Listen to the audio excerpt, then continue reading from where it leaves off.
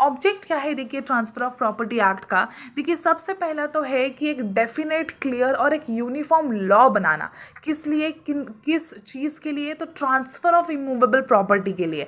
ठीक है, जो दो पार्टीज़ के बीच में ट्रांसफ़र ऑफ प्रॉपर्टी की बात होती है, ट्रांसफ़र ऑफ इमूवेबल प्रॉपर्टी होती है, उस बारे में या उस ट्रांजैक्शन के लिए एक डेफिनेट, क्लियर या यूनिफॉर्म लॉ बनाना। अब ये जो ट्रांसफ़र है ये दो लिविंग पर्सन्स के बीच में ही हो सकता है। दूसरा ऑब्जेक्ट ये है कि हमारे देश की सोशियो इकोनॉमिक कंडीशंस को देखते हुए एक सूटेबल लॉ प्रिपेयर करना, राइट। थर्ड ये है कि as far as it relates to immovable property ना, जब immovable property की बात आती है तब ये जो लॉ ऑफ कॉन्ट्रैक्ट है कहीं ना कहीं इनकम्प्लीट दिखाता है या उसके प्रोविजंस जो है कहीं कम पड़ जाते हैं।